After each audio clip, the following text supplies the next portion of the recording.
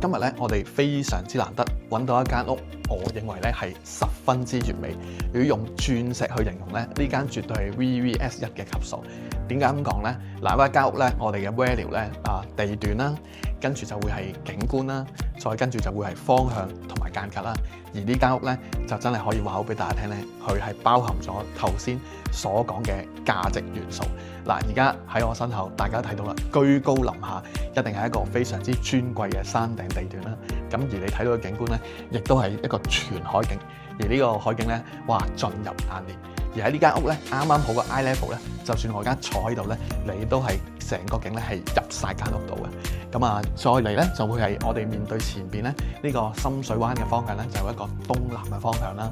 咁所以咧呢間屋咧，無論地段、景觀、方向，哇，都真係有晒大家最想要嘅一個需求。咁啊，呢間屋咧，其實喺之前嘅時間咧，業主因為佢哋花咗好多心機去裝修啦，咁啊本身個間隔已經好好啦，咁啊業主咧係一個好識享受生活啦，好有品味嘅一個業主嘅，咁所以佢當日咧都花咗唔少心機喺呢間屋度去設計，所以我哋今日嚟睇咧，哇，仲好似係一個即係新裝修咁樣啊，好時尚，好品味，咁所以咧嗰陣時咧業主咧都有人幫佢拍咗一個雜誌嘅，咁啊呢一個咧就係客廳嘅部分啦。係咪同我哋而家鏡頭睇到一樣咧？個廚房嘅設計都係相當之靚，佢大得嚟咧係好實用。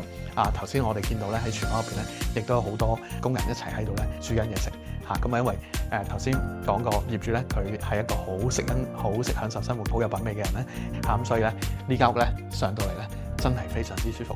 如果你都想親身嚟感受下呢間屋快啲打俾我，機會難逢。記得點讚關注哦。